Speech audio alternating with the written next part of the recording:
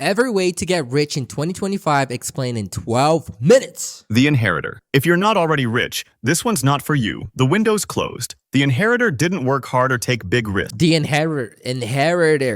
They just got lucky, like cosmic lottery level lucky. They were born into money, straight up spawned from a rich person's balls. No grind, no strategy. Just boom. Welcome to life with beachfront property and a private chef. It's like winning the lottery without even knowing a lottery existed. And then Exactly. being annoyed your driver took the long way home. Now sure. Now, he's exaggerating a little bit, but if you inherited some money, this could give you a huge advantage depending on how much money that is, or a little bit advantage. But that's not how you're going to get rich, because you didn't work for it. Or, I don't know, maybe you had a little structure or something, I don't know. People love to say, well, actually, it's not that easy. They'll argue that growing up with everything handed to you can screw you up, makes you soft, kills motivation, makes money feel like Monopoly cash. And I mean, I feel like it depends on how much your parents raise you. Yeah, I feel like it really depends on like how much access your parents give you to certain things and how easy it is for you, because otherwise you're just going to treat money like it's nothing. yeah, maybe there's some truth to that. Maybe. But let's be real. It's hard to feel too bad for someone complaining about a lack of purpose while they're teeing off on hole 7 with a Rolex tan line and a mimosa in hand. Even if you've got existential dread, it probably hits a bit softer when you're driving a Lambo to your 18-hole golf session. Exactly. It's not even about driving a Lambo. It's about having a little bit more structure, because the thing is, if you don't, it's not about like just inheriting money. If you have some money, whether it's through inherited money or some structure or something that you saved up from years, you have a little bit more time to think what you're going to do. You can afford to fail more. It's about like having more, you can try, like, you know, the trial and error of life, like the amount of things you try and then you fail. You can afford to fail more. You can afford to mess up more without having huge consequences to your life. And like I feel like this is the biggest blessing. It's not even about having the Rolex. It's about having a life in which you have more options. On a Tuesday morning, the average Joe. Now this path to getting rich really depends on two things: how you define rich and how fast you want to get there. Exactly. If your version of rich is yachts and penthouses, this probably isn't it. But if rich means financial stability, owning a house, and not crying when you check your bank balance, then yeah, this could work. The average Joe plays it safe. He goes to school, follows the rules, maybe stresses over math class more than he should. Then he heads off to college, racks up a student loan or two, maybe does an unpaid internship where he learns how to fix the printer and get coffee. But eventually, he lands his first real job with a salary and benefits, and starts the long climb. Over the next 40 years, Joe chips away at that ladder, promotion by promotion, tax return by tax return. Yeah, that if everything goes right, because usually I feel like even if you go to college these days, there's a lot of things that happen in the middle of those 4 years that people don't talk about. You could get sick, you could get burned out from your job and you want to quit the fucking job. You might get fired because you're not doing something right, or, you know, for example, look at what happened with the pandemic. Nobody was rating a pandemic. Like the whole world changed after the pandemic, you know, so I feel like there's more to that, but usually that's kind of how it works. And then you get you switch careers, you do the transition to other things that you like a little more, and etc. I feel like this is more realistic than just talking about the 40 years, because there's so many things in between those 40 years that people don't talk about. Even if you took the quote unquote normal path or stable path, because nowadays I don't even think anything these days are stable, like honestly, because anything can happen pretty much to all of us. He might not get But this is usually the safest option, of course. rich fast, but he gets richer slowly, steadily, safely. And somewhere along the way, he buys a house, maybe gets a 401k, takes a few family vacations to places with all-inclusive buffets, and slowly builds a life that's comfortable, predictable, and secure. By the time he hits 65 and retires, the average American who followed this path has a net worth of around 1.8 million. That's not yacht money, but it's good money. but it's not nothing either. Exactly. That's enough to live well, sleep soundly, and maybe even spoil the grandkids a little. I feel like people, they overrate all of these freaking yachts and freaking expensive ass shit. You don't need that to be happy, in my opinion. Of course, if you have someone in between 1 million, 1.5 million to 2 million, more or less ish,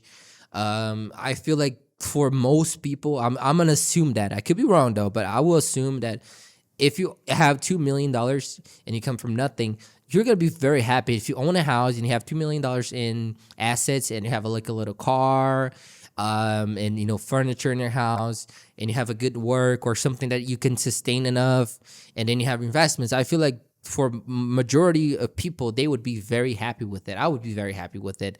And like the rest is just everything that comes along after like the 2 million. It could help, of course, because money is it's always good to have more. But like I wouldn't mind just hitting that level, for example, and then staying there. Because I feel like, especially if I'm a single man, if I'm single, then it's even better. If I have kids, if I have a family, a wife, then the conversation changes up a little bit. But usually, I feel like for most people, this will be good for them. I would assume, and like if you want to have $100 million or $1 billion, then that's a whole nother conversation. But genuinely, I think for most people, they would just be happy having like just somewhat of structure. It's the long game, but it works. Meme coin millionaire. You're 16. What is that? Dogecoin? Dogecoin? It's late, like way too late for a school night late. You're in bed, lights off, half asleep, when your phone buzzes with a message from your mate. Bro, buy this coin, now. You squint at the screen, open the link, and see the name. Boner. You laugh. Of course it's called Boner. Every stupid coin has some degenerate name, and somehow that makes you trust it. Dogecoin, Elon Musk coin. You think about it for 2 seconds, shrug, and chuck in $100. This same guy got you into fart rocket a few weeks back and you actually made lunch money off it, so why not? You press confirm, toss your phone on the charger, and jump into bed. Fast forward a month. You're scrolling like you do every day, thumb numb, brain half dead, when something familiar pops up on your feed. A finance bro in a tank top says, yo, not financial advice, but Boner just rose 69% overnight. I'm fully erect. I mean, fully invested. You blink. Oh. Wait, Boner? That rings a bell. So he got $69 because he only put $100 in it. Did I buy that? You open your crypto app, half laughing at the idea. You dig through your dusty little portfolio of forgotten Prep coin, moon farts, trash coins. Boner. There it is, Boner. You tap into the chart and it's 1,000. not just up, it's vertical. Green candles like skyscrapers. You refresh it just to make sure Dude, just so y'all know, before we continue the video, I know a guy that he became a millionaire off of crypto, and he was 18 years old, and like I think it took him 2 years. I don't know exactly what coin it was, but it was a crypto that went up like 10,000%. I'm not sure if it was BNB, because like BNB at the time, I think 2018, 2019 more or less ish, it like blew up, skyrocketed. So he bought it really early, and then 2 years later, more or less, like I said, he made $1 million off of it. And then I think it's Brazilian currency, so it's less than $1 million. It was $200,000 because it's Brazilian currency. But in Brazil, if you have $200,000, you're a millionaire in Brazil, right? So he became a millionaire, and he was 19 years old. And I was like, dude, what the fuck? And he was one of the lucky guys, and I know some more guys. There's a guy, I think there's a Brazilian guy that he became a millionaire. He made $1.5 million, if I'm not mistaken, off of Dogecoin. He bought it really early. Same story. So it's usually the same story. So he bought it really early, and then he sold some things he had, a car or some shit like that. It was kind of risky. I'm not gonna lie to you. It was very risky, but he was young. He was willing to take that risk. I'm just gonna put it that way. And then 5 years later or 3 years later, I forgot exactly the amount of time, he his money 1,000x, 10,000x, whatever. And then he became a millionaire. And then he was just laughing everything because he actually became rich at 20 something years old. He never generated value or added value to anybody. He essentially just invested the money, and then he was like laughing, and like it's like a punch in the face of everybody who's working, jobs, normal jobs, trying to make their way up, Of course, they're the exception to the rule, but like it's still funny how everything works, right? And then I know this is just a story, but I actually know guys who became rich off of it in young, and that it just makes my mind go insane of how everything is just crazy and all over the place all the time. But kudos to those guys. Congratulations to those guys. I wish I had the same luck. I didn't have it, but congratulations to them. They were early in the game, and yeah, they made it. So just a little commentary. It's real. The number updates. You stare. Your $100 isn't worth $120. It's not even a couple grand. It's what the fuck? $4 million.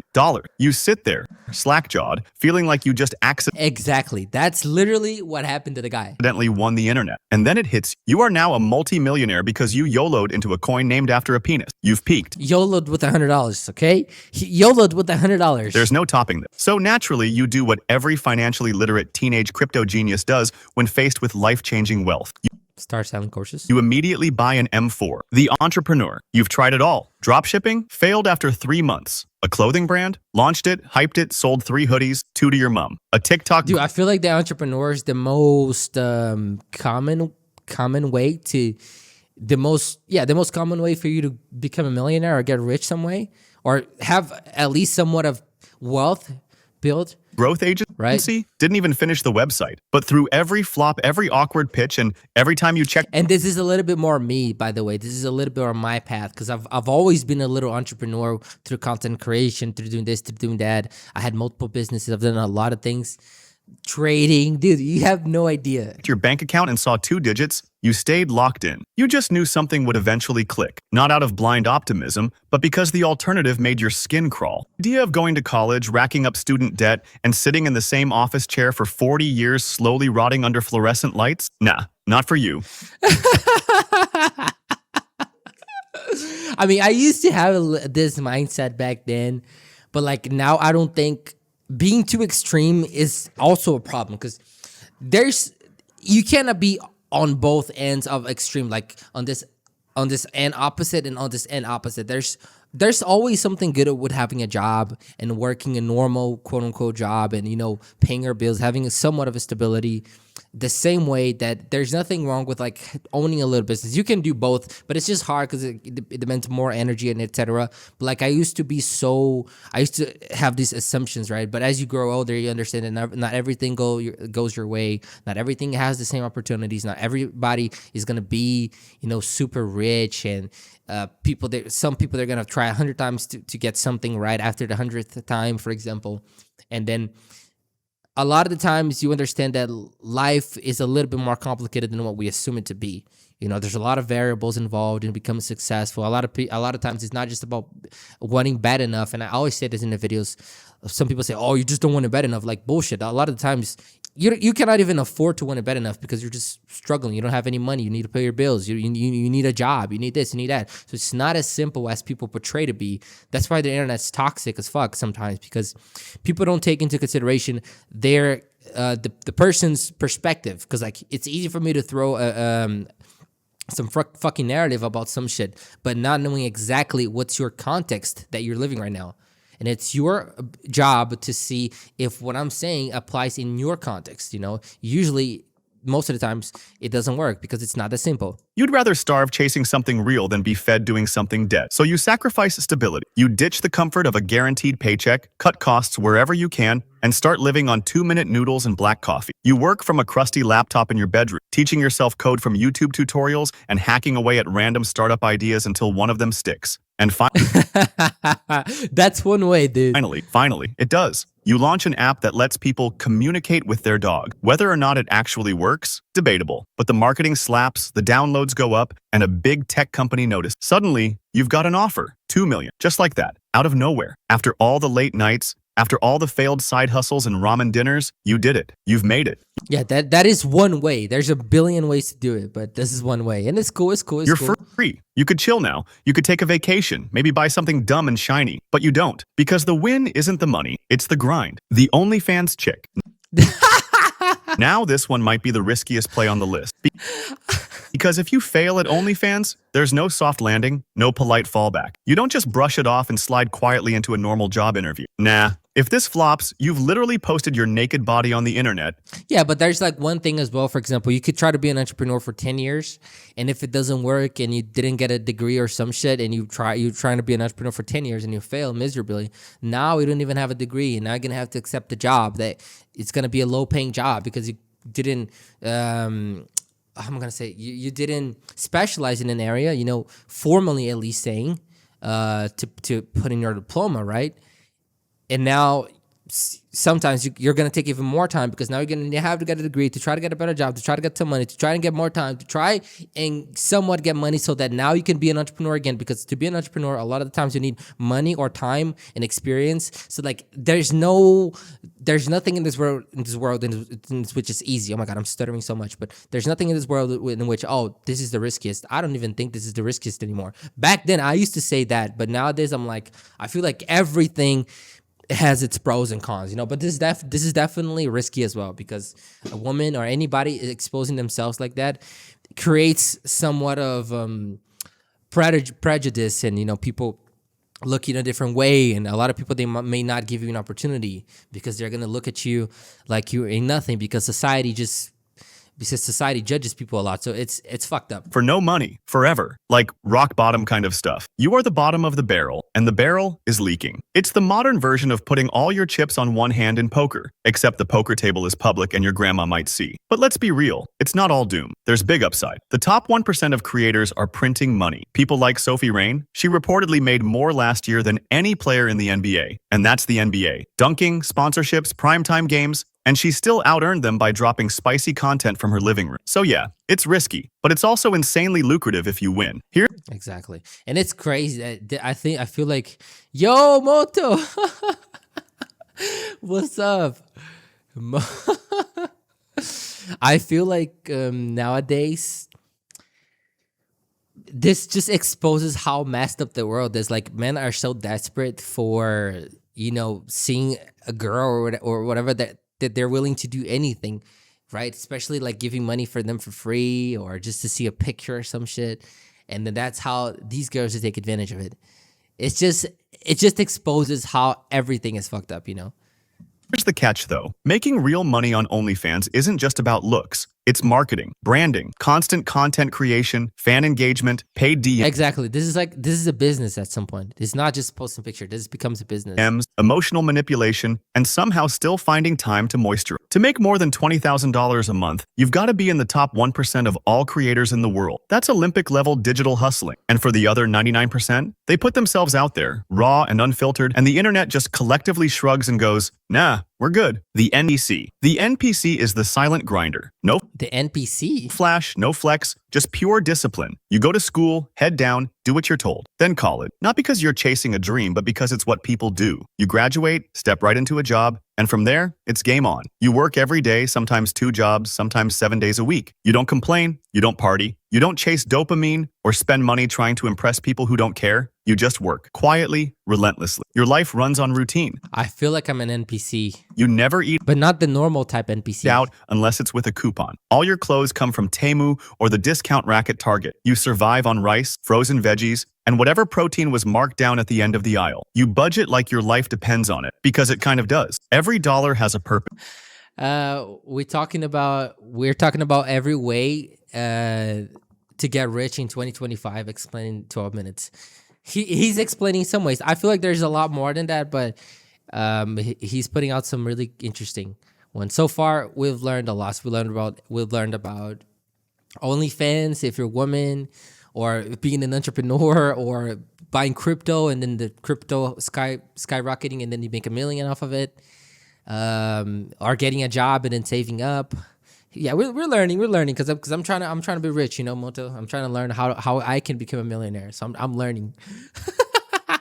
Every unnecessary purchase is a betrayal of the mission. You're not I think I'm gonna open my own OnlyFans. It's gonna be a male version of OnlyFans. trying to live your best life in your 20s. You're trying to buy freedom. And here's the twist. After 15, maybe 20 years of this, you do it. You actually do it. By age 40, you're debt-free, mortgage-free, and your investments quietly spit out enough cash each year to cover your simple, intentional lifestyle. You don't live in a mansion, you don't drive a Tesla, but you don't have a boss either. You live in a small, paid-off home, and your days are yours. You read books, you play video games, you go on long walks without checking the clock. Wait, you're rich? You're 23. You're hot. Like really hot. You've got runway cheekbones, 300K followers, and a skincare routine that costs more than most people's rent. And now, you're engaged to the love of your life. A charming, wise, slightly older gentleman. He's 75. Sugar daddy? He has stage 4 cancer, and he calls you Angel, even though he forgets your name sometime. When people ask why you're marrying him, you smile sweetly and say, because I love him. Age is just a number, and technically, so is a bank balance. Everyone around you knows exactly what's going on. His friends know, his nurses know, the waiter at your engagement dinner definitely knows, but you keep the act tight. When his adult children pull you aside and mention his $100 million estate, you widen your eyes and gasp like you just found out Santa Claus is real. Oh my God, I had no idea. Cue Oscar-worthy performance. They roll their eye.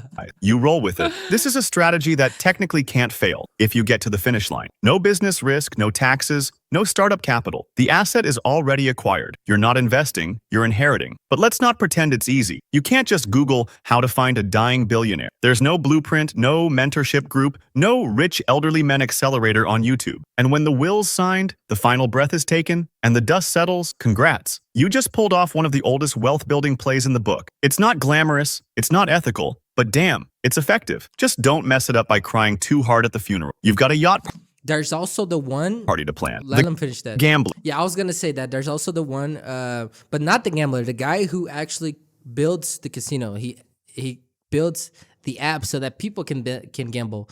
The guy who's gonna get rich off of gambling is actually the guy who owns. He owns the casino. He owns. Say you got an online platform and you put a lot of people inside. These people are usually the ones who become rich after, on the long run. Or say, like, let me say 5 to 10 years. Because they're always on the winning end, There's no losing end to the owner of the casino. You walk into the casino, nerves buzzing, palms slightly sweaty, and the odds fully stacked against you. You hear the siren call of your favorite game, roulette. You make your way to the table, you slap your $100 down and pick black. The wheel spins, the ball clacks, everyone watches, and boom, black. You're at $200. I feel like if you say you have 10,000 and then you turn that into $1 million, you gotta be very lucky to do some shit like that. Say you make that. The last thing you want to do is go all in. You make some money, leave the place, never go back. Most people would pocket the win. Most people. But you're still not rich. You're at $1 million, but you're not like rich. You're like, have some structure. You're like a little millionaire. You're like the little newborn millionaire. That's what you are. But it's still good money, Would walk. But you're not most people. You double down. Black again. $200 becomes $400. Your hands are shaking now, not from fear, but from something worse. Momentum. You feel it. The table's hot. You repeat the process again and again. $400 to $800. $800 to $1,600. Before you know it, you've got people gathering around, watching this lunatic casually pressing his entire stack onto black every single time. The crowd's growing, murmuring with each spin. You're not just gambling now, you're putting on a show. $100 turns into over $800,000. You've done it. You've beaten the house in a way that shouldn't even be statistically possible. 13 blacks in a row. The table is silent now. The dealer looks at you like you've summoned dark forces. You're sweating through your they're gonna kick you out, bro. Shirt. The pit boss is suddenly way too interested in your next, and still, you can't stop. You can't walk away now. Not when black's been hitting like a drum beat straight from the gods. You push your entire stack forward, over 800K riding on one last spin. Everyone's holding their breath. The wheel starts turning again. The ball spins, bounces, hits the little diamond ridge with a sickening click, and dances around the edge. Your vision narrows. It feels like slow motion. It clinks, then drops. Black. Again. You just turned $100 into over $1 million. Your head that is lucky as fuck is spinning. You've somehow bent probability to your will. And this time, you leave. You take your chips, your luck, your shaky hands, and you cash out. Just like that, your life has changed forever. You walk out of the casino a millionaire, the influencer. You start off posting the influencer is a good one. Cringe TikTok, which is also an entrepreneur in the end, right? From your bedroom. Lip syncs, trends, fake story times, whatever gets views. At first, it's just your cousin and a few bots liking your stuff. But you keep at it. Premiere. He's at Premiere, grinding on Premiere, bro. Slowly, the numbers go up. You build a following. One day, you wake up and brands are in your inbox. Your first deal? A print-on-demand t-shirt company selling knockoff Kermit the Frog. The shirts suck. They're thin, shrink in the wash, and feel like cardboard. But you make a post hyping it up as limited edition high-quality streetwear. And somehow, it works. You clear $10,000 from a single video. From there, it's let's go. Easy. You keep posting, keep growing, keep promoting garbage products with a smile. Blue light glasses. It doesn't always have to be garbage products. It can be good products sometimes. Fake supplements. Sometimes. Drop shipped everything. And honestly, you don't feel bad. If people are buying this stuff, that's on them. You're just playing the game and playing it well. One of one. Being the best in the world. At something or even top. That was really that was too fast, I would say. 100 or 1,000, depending on how popular that specific thing is a sure way to make money. But there is a very big range here. Think about LeBron James, the GOAT of basketball. He made over $47 million in 2024 just from his NBA contract alone. Then He made Damn. another $70+ million from sponsorships and other things off the court. Think about that. Over $100 million in a single year just from being the greatest basketball player of all time. And no, Jordan isn't anywhere close. Now for an activity like pool, let's take Efren Reyes, who is supposedly the best pool player. He has an estimated net worth of $2 million. Still great, but no $100 million in a single year. But that's because the attention is way higher on NBA. It all Because unfortunately, it's all about attention and popularity. It's not even about how good you are, and that's the shit that no one talks about. People talk about, oh, you want something bad enough, but yes, but if you are on a sport that there's not enough volume of people, sponsorships, the money is not there, the attention is not there. Sorry, you're not going to make enough money as somebody on another sport. For example, UFC. There's a lot of attention in UFC because people like to see other people punching other people's faces. comes down to how much money these different sports generate and how much the individual can generate different brands, but the same goes for different activities like chess or poker. It's 2025, and you can make money in a bunch of different ways. Let me know if you want a part 2. That was really good video. But one thing that he did not explain, let me just go back here. One thing he did not say is that once you make $1 million, you actually have to keep the $1 million. And then that's when the second part of the game starts. Because like the first part of the game is you making the money. Now that you made the cash, now you actually own the money, you have $1 million or whatever. Now you have to invest it. What are you gonna do with it? Are you gonna open a business with it? Are you gonna save it? Are you gonna put in stocks? Are you gonna invest all of it in S&P 500, for example? Are you gonna put it in treasury bonds? Are you gonna have a portfolio mixed with treasury bonds and stocks? Are you gonna have crypto?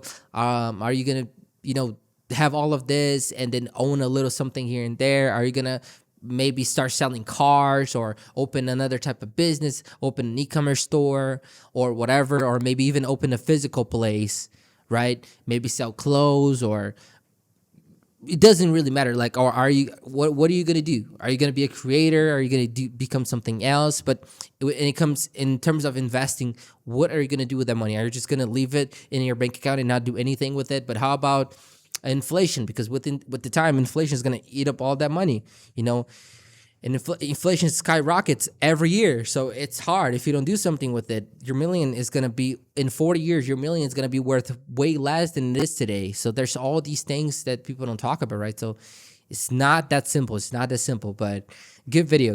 Let me see what they're talking. Let me see what they're saying. The NPC is like an upgraded version of the average Joe. Yeah. I think the NPC is me though. I like how society try to forget about the word gold digger. Okay, the gold digger. You should add the scammer. Yeah, a scammer is this one. This one is super famous. Like internet gurus, who are selling you dreams on how you can get rich in one day. That should be in the list. The meme coin's like so common for people. Being an entrepreneur might break you, but if it goes well, you'll be set for life. Just just know that it's not a quick sprint. Exactly, it's definitely not a quick sprint. Entrepreneur here, absolutely legit. Mom is the first buyer, in all of it, and I won't give up. Okay, bro, just call me an NPC. How to find a dime billionaire? Yeah, that's a good method as well. That is a very good method. Fully invested in a dog water coin. Put all of your money in there. The casino, let me see. Oh, you could even invest in real estate. I was talking about stocks, but you can invest in real estate if you have $1 million, which is another way to make passive income,